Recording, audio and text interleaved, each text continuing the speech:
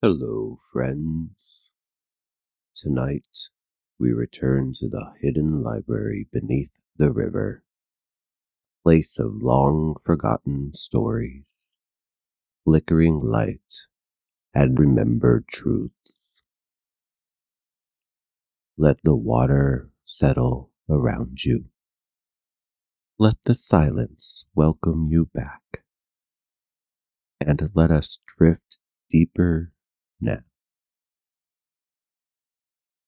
Library Beneath the River, Part 3, The Drowned Halls. Maeve had followed the river's pole without knowing where it would take her. She dreamed of a library beneath the water, and when she stepped into the current, it answered, guiding her to a world of silent shelves and remembering walls. There, she met the archivist, a faceless figure who gave her a blank book that began to write itself.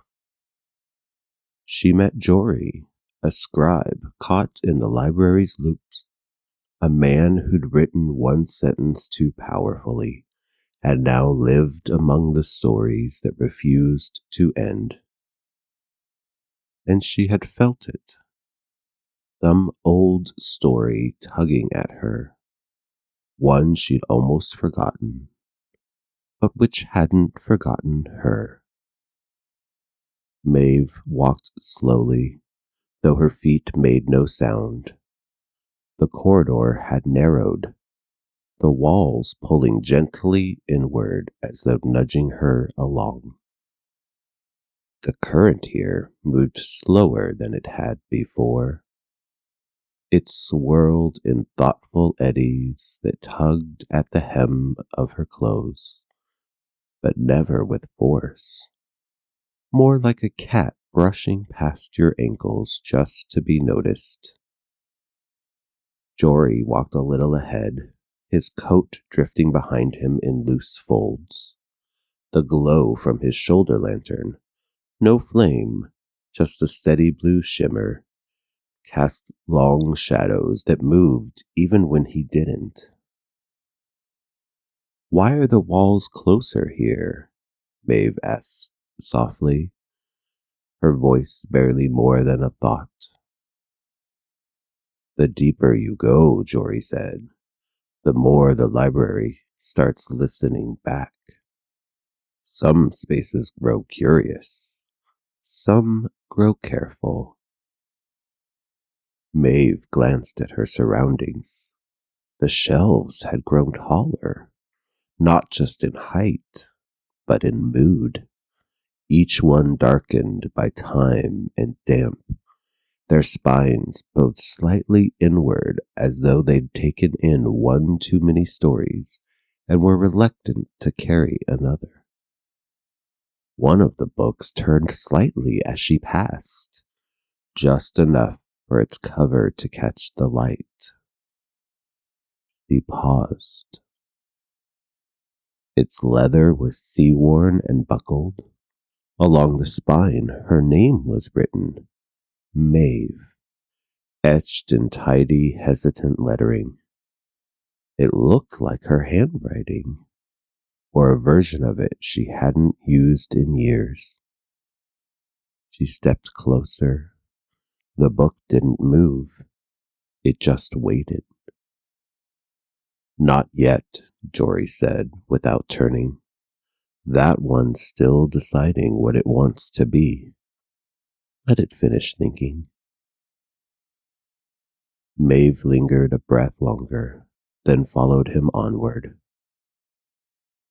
The path widened again as they entered a chamber shaped like a bell.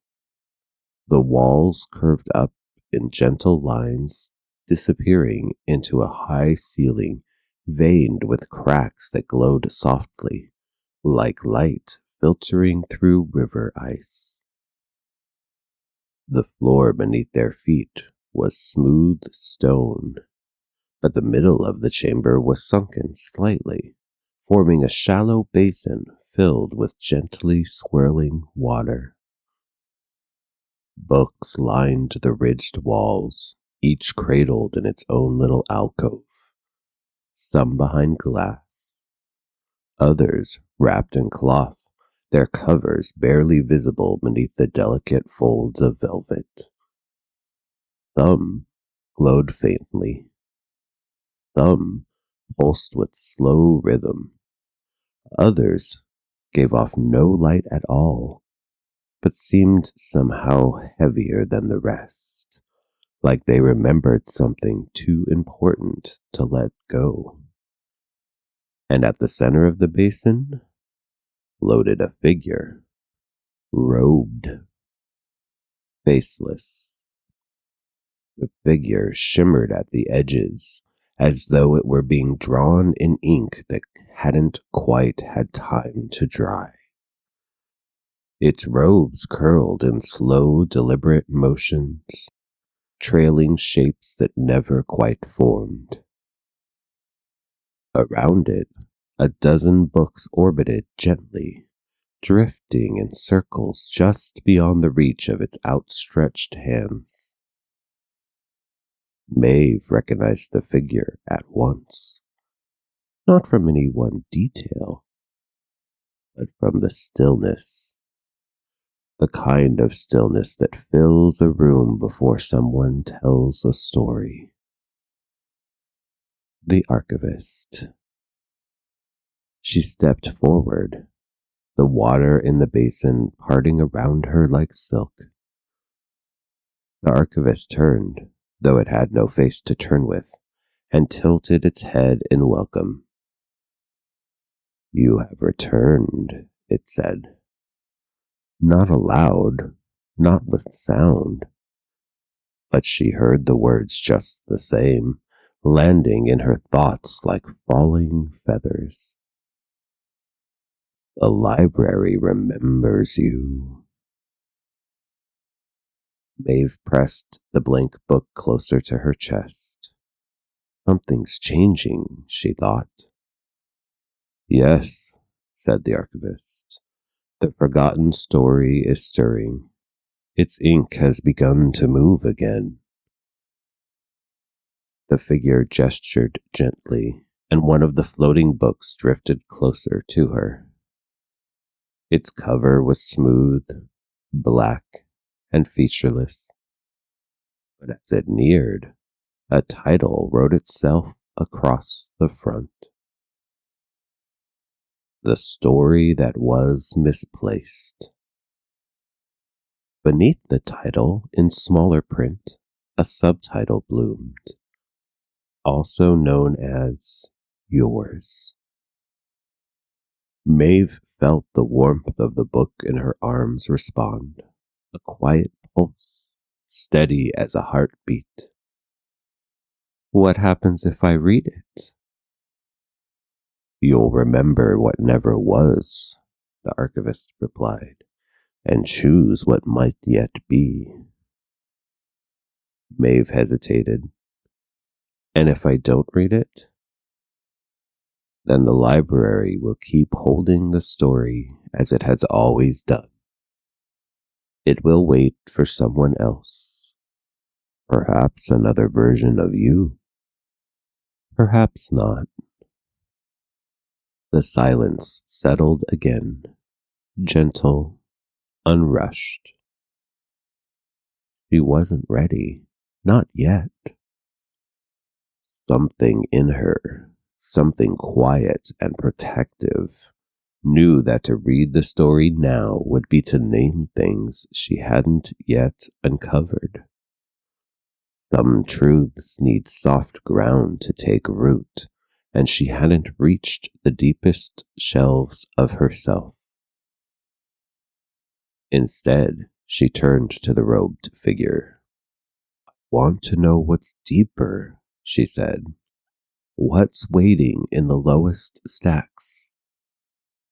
You said there were others coming, that this isn't about just me?" The archivist inclined its head. "The drowned halls hold pieces of stories not yet recovered.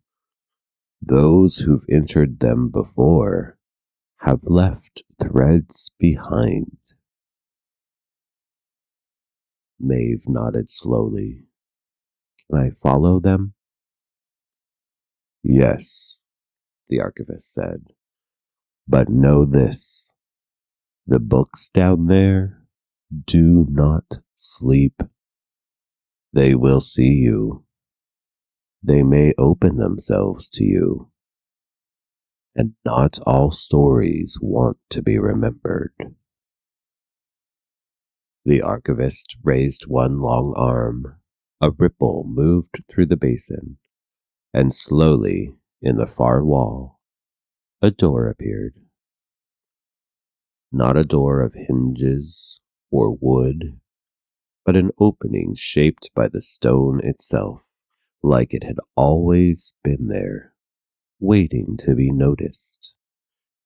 Beyond it, a staircase, stone, worn by water, leading down. Maeve turned back once. Will I see you again? The library is always here, the archivist said, whether you are above it or beneath it. Jory gave a slight bow and stepped past her.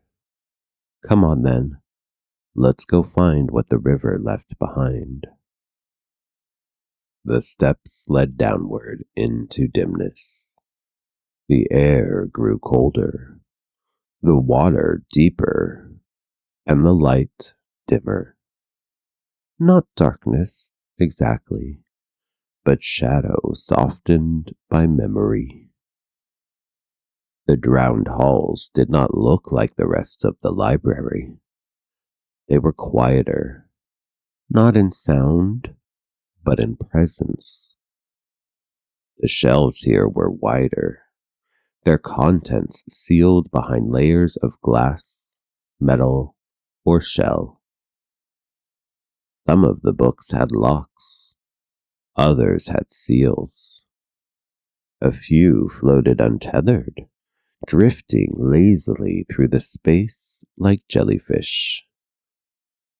At one point, Maeve passed a book wrapped entirely in red twine, suspended in a cage of clear crystal. It pulsed faintly when she looked at it, as if recognizing her gaze. What's that one? She asked.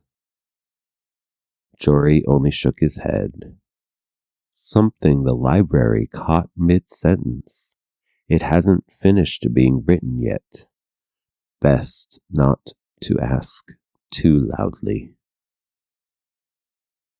They continued deeper, following the curves of the stone. Twice the walls opened into small alcoves filled with furniture.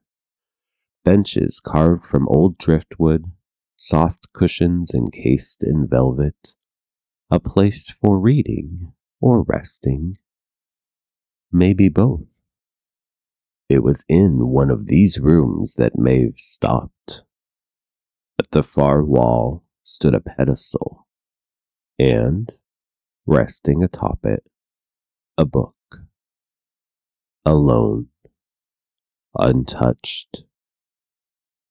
No chain, no seal. It was open already, as if waiting.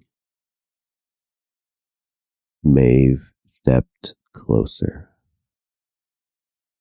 The pages were blank, but only at first. As she watched, a single word appeared on the left-hand page, drawn in slow ink. Welcome. Then another. We've missed you.